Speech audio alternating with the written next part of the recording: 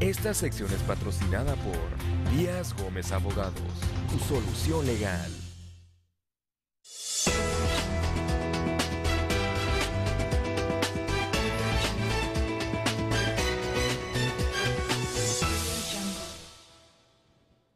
Muy buenas noches, bienvenidos otra vez a su programa Opinión Legal, aquí donde tratamos de platicar con usted cada semana del derecho y del poder tal como son. Hoy vamos a platicar de un tema sumamente interesante, un tema que le pega a los bolsillos de todos en este país. Vamos a platicar del salario mínimo y vamos a tratar de analizar un poco acerca de la justicia o la injusticia de a cuánto asciende hoy por hoy el salario mínimo en México. Fíjense, les platico un poco al respecto a manera de introducción. No obstante que nuestra constitución política establece que el salario en México debe de ser digno y justo, lo dice con esas características, digno y justo, para que pues nos alcance de acuerdo a nuestras necesidades diarias. La realidad de las cosas es que para las familias mexicanas esto no sucede así. Miles de mexicanos cada día batallan con esta cuestión del salario mínimo y con pues lo inalcanzable que es. Es letra muerta prácticamente en nuestro país. México desde hace varios años ha tenido un lento avance en la reducción de la pobreza, en contraste con lo logrado en otros países de América Latina. De acuerdo con un estudio de la Comisión Económica para América Latina y el Caribe, la CEPAL, en un periodo de 7 años, los gobiernos mexicanos disminuyeron la pobreza en alrededor de 1%, señaló el estudio Panorama Social de América Latina 2014. Uno de los factores que han rezagado a México en la reducción de la pobreza es el salario mínimo. La tendencia general de los salarios medios ha sido de crecimiento real, aunque muy modesto en los casos de México y de Nicaragua, por ejemplo, reportó también la CEPAL. La pobreza monetaria es la privación que más aporta a la pobreza multidimensional en la región, destaca este reporte. La CEPAL ve una caída en este rubro, sobre todo en las zonas urbanas. En el caso de México, 29% de la población de esta área sufre pobreza, mientras que en la rural, 6 de cada 10 personas. La población más vulnerable son los jóvenes, ya que la pobreza entre los menores de 15 años es más del doble de la pobreza en el grupo de mayor edad en México. Sin embargo, pese a estas cifras, México logró una reducción en la brecha salarial. Un reporte reciente de la OCDE en este se hace un análisis que compara el salario mínimo de 27 naciones afiliadas, donde México ocupa el último lugar del ranking con amplias diferencias en el pago por hora, así como en el ingreso neto que obtiene un trabajador luego de impuestos, que es apenas de $1 por hora. En México actualmente tenemos un salario de 70.10 pesos diarios en el área geográfica A, equivalente a $4.5, alrededor del tipo de cambio actual. Por su parte, Estados Unidos ocupa el puesto 11 en la lista, con un salario mínimo de $7.25 por hora. No obstante, se hacen esfuerzos como el de generalizar el salario mínimo en México y reducir las brechas, pues en realidad parece que el salario mínimo no alcanza. De hecho, yo creo que nunca ha alcanzado. Hoy vamos a platicar precisamente de ello y vamos a tratar de definir salario mínimo digno y justo. Bueno, pues hoy me acompañan para platicar dos grandes abogados y amigos míos. Tenemos al licenciado Cristian Sepúlveda. Cristian, ¿cómo estás? Bienvenido. Muy bien, muchas gracias por la invitación, Oscar, aquí a tu programa de nuevo. Al contrario, gracias a ti otra vez por venir. Y al licenciado César Montes de Oca. César, bienvenido, ¿cómo estás? Muy bien, Oscar, muchas gracias. Cristian, buenas noches. Buenas noches. Auditorio. Gracias, buenas noches a los dos. Cristian, ¿digno y justo el salario? Mira, yo creo que para poder entender si el salario es digno y justo, hay que remontarnos a lo que señala la Constitución.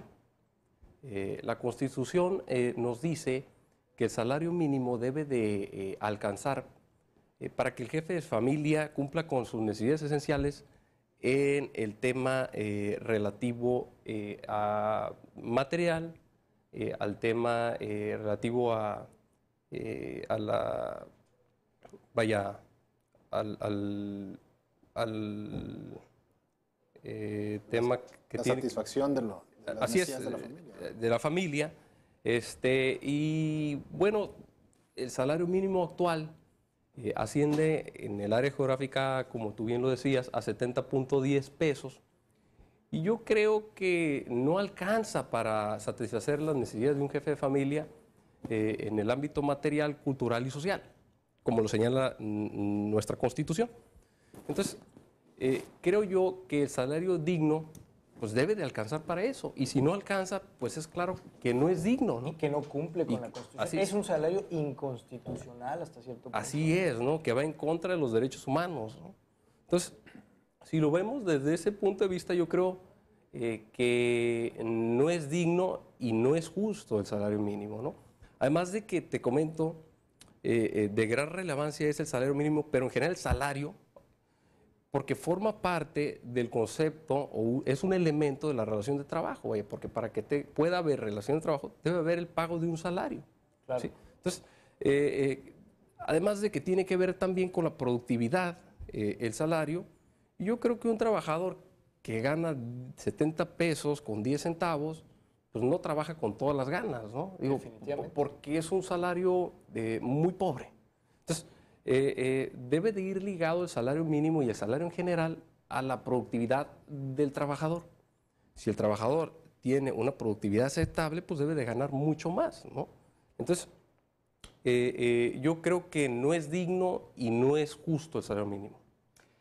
César, fíjate que este es uno de los temas a los que yo le quería entrar porque se me hace muy apasionante. Yo creo que en su gran mayoría vamos a coincidir con estas cuestiones. Y yo te pregunto, entonces, las cuestiones que vienen a establecer el salario mínimo son cuestiones hipócritas, ¿no? Son cuestiones que van en contra de lo que dice la Constitución. Por una parte, quieren cumplir con la Constitución, pero por otra parte es muy lógico que no es así. Bueno, siendo honestos, la Comisión Nacional de Salarios Mínimos, que es la encargada de determinar año con año cuál va a ser el salario mínimo para el año en curso, yo creo que pocas veces, o si es que alguna vez, ha tomado en cuenta al trabajador. Yo creo que nunca se le ha tomado en cuenta y se basa en indicativos macroeconómicos. Como todos sabemos, las sanciones en este país, las multas administrativas, se tasan en salarios mínimos. Es decir, no te dicen cantidades por lo general, sino que te refieren directamente al salario mínimo en vigor o en vigencia. Sí, es como una medida, ¿no? Es una medida, exactamente. Yo creo que el salario mínimo en nuestro país a eso se ha reducido. A una medida, a una tasa, un valor indicativo. Todas las luchas por aumentar el salario mínimo y que sea acorde a lo que establece nuestra Constitución han sido infructuosas. ¿Por qué? Por los números macroeconómicos. En la medida que aumentemos el salario mínimo, se van a volver caros nuestros trabajadores y va a venir una avalancha de aumento de precios, ¿no? Tal como sucede con las gasolinas. Entonces, es un indicativo macroeconómico y por eso el gobierno lo mantiene bajo. Claro. Fíjate, a mí esta parte sí me preocupa. Hay quien dice, pues es que nadie gana el salario mínimo. No es cierto. Hay mucha gente que sí gana el salario mínimo. Aquí en Frontera, el Instituto Mexicano del Seguro Social considera que nadie gana el salario mínimo, ¿eh? Tú reportas a un trabajador o das de alta un trabajador con salario mínimo. No te dejan. No te dejan. Bueno, pero es que estamos hablando tal vez de trabajadores que están dados de alta en nómina, que están oficialmente laborando para alguien, pero ¿cuánta gente no está involucrada en una relación de trabajo que no necesariamente se puede demostrar a través de ciertos canales, ¿no? Entonces, claro que en México hay mucha gente que gana el salario mínimo y lo preocupante es que legalmente eso es válido. O sea, por lo pronto es válido que una persona pueda ganar 70.10 pesos, que es el salario más alto que está contemplado en este momento como el mínimo, ¿no? Y que acaba de incrementar, de hecho, ¿no? Entonces, eso es algo extraordinario, Cristian, ¿no? Sí, sí sucede. Fíjate que yo sí he conocido casos de trabajadores que ganan el salario mínimo. Generalmente es el trabajador que es mesero, el despachador de la gasolinera, que le pagan el salario mínimo, le pagan 70.10 pesos. Y bueno, su salario se integra con las propinas que recibe, ¿no? Entonces, sí hay trabajadores que ganan el salario mínimo aquí en la frontera, ¿no? Entre otros que podemos a lo mejor citar, podemos acordarnos un poquito más tarde, ¿no? Pero generalmente este tipo de trabajadores sí perciben el salario mínimo. O sea, su salario base es el salario mínimo, que es lo que le paga verdaderamente su patrón a la semana, ¿no? Ahora, ¿qué podemos hacer para aumentar este salario sin afectar los números macroeconómicos? ¿Qué es lo que le preocupa a los ¿Qué patrones es lo- y al sector empresarial, ¿no? Digo, a todos como patrones yo creo que en un momento dado nos preocuparía si nuestro nivel de ingreso es muy inferior a nuestro nivel de egreso, ¿no? O gasto operativo. Se me hace increíble a mí que en nuestro país la tercer fuente de ingresos sean las remesas que mandan de los Estados Unidos los paisanos. Coincido totalmente contigo. ¿Cómo es posible que un país como México considere fuente de ingresos para efectos de su Producto Interno Bruto las remesas que recibe del extranjero? Eso es aberrante. Yo creo que tenemos que hacer un esfuerzo conjunto, sociedad y gobierno, para ir aumentando este salario, aunque nos duela. Yo creo que en el largo plazo va a ser lo mejor porque es la única manera de alcanzar niveles de dignidad en nuestro diario vivir, y yo creo que es una de las principales razones, la cuestión económica, el que los mexicanos nos vemos afectados totalmente al bolsillo. Siempre vivimos en crisis perpetua para que se fomenten actividades delictivas o que la gente no vaya por la línea, ¿no? Que si por la línea no podemos irnos bien, no podemos vivir dignamente, bueno, vámonos a buscarlo por otro lado, donde sí ganemos, en el peor de los casos, porque en el mejor se van al extranjero y ahí sí perciben salarios dignos, que si bien es cierto, Estados Unidos es carísimo para vivir, Europa es muy caro para vivir, pero por lo menos tienen los satisfactores inmediatos, aunque los deban. Efectivamente, y aparte te voy a decir otra cosa, por ejemplo, Estados Unidos es muy caro para vivir, nosotros estamos aquí en frontera y nos damos cuenta de la gran diferencia del nivel de vida que hay entre Estados Unidos y nosotros. Sí es muy cara la tierra, es muy cara la habitación, la renta o pagar una hipoteca, pero la comida, muchos satisfactores como la comida, en ocasiones es más barata y en muchas ocasiones también de mejor calidad. Y muchos otros satisfactores como productos o servicios también son más baratos en Estados Unidos. Entonces, ¿cómo te explicas? Si es cierto, allá es muy caro una parte, la parte de la vivienda, sí la entiendo, pero todo lo demás no. ¿Y cómo te explicas que aquí pretendas darle ese salario a la gente que le alcance para todo, ¿no? Por mucho que sea más barato, obviamente no se vive con las comodidades que allá se pueden vivir. O sea, es decir, un trabajador de lo más honesto en México no tiene el nivel de vida de lo que su similar en Estados Unidos hace allá, para decirlo en otras palabras, ¿no? Sí, claro, así sucede aquí en México. Difícilmente alcanza el salario mínimo pues, para comprar una cartera de huevos ahorita y un galón de leche al día. Ahí se nos van alrededor de 73, 74 pesos. Claro. Entonces, no alcanza para cubrir las necesidades materiales, culturales y sociales de un jefe de familia. O sea, si acaso alcanza para él, para el propio jefe de familia, pero no para los hijos o para la esposa, ¿no? Y según la Constitución así debería ser, ¿no? Así debería de ser.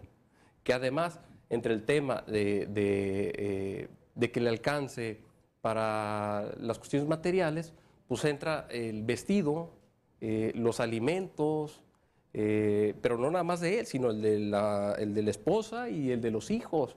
Eso acumula también pues, el tema de los útiles escolares y pues dices, pues ¿de dónde sacas si gana el salario mínimo, no? Que pues difícilmente ahorita alguien quiere trabajar por el salario mínimo, ¿no? También. O sea, también. Entonces, sí vemos también, sobre todo aquí en los parques industriales, en Tijuana, que se señala afuera de la nave industrial, pues que se solicita personal. Sí, es cierto, no le pagan el salario mínimo, le pagan no le pagan 70.10 pesos, le pagan a lo mejor 125 pesos o 157 pesos, ¿no? Que generalmente eso, no sé por qué, pero eso es lo que gana el trabajador. Claro. Pero la gente no quiere trabajar, o sea, el trabajador no quiere trabajar por ese salario, prefiere irse a la informalidad.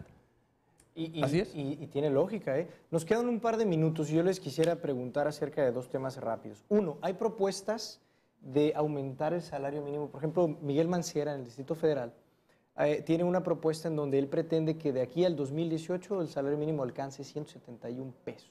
¿Qué te parece, César?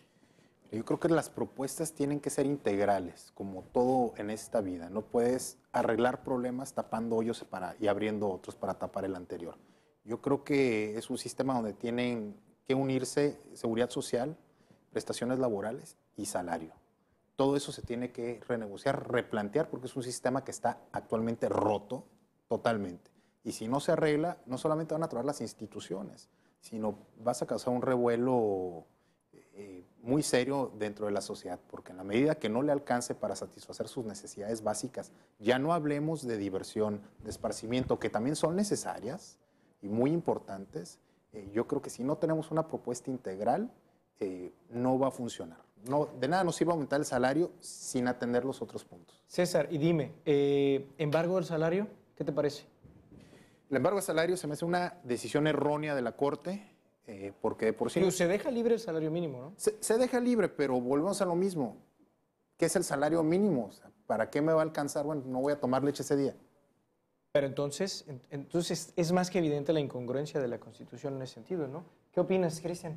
Sí, en relación a lo que comentas del jefe de gobierno, es claro que el aumento del salario mínimo va más hacia el lado del trabajador burocrático que el trabajador para empresas particulares, ¿no? Me da la impresión de que quiere estandarizar, pero es para el tema, pues, del gobierno únicamente, ¿no? No va más allá. En cuanto a lo que señalas, que tiene que ver con el embargo, así es, a los salarios, pues sí, y creo que es una decisión errónea de la Suprema Corte, que atiende más a la seguridad jurídica de las personas que tienen créditos, ¿no? De los bancos en este caso, ¿no?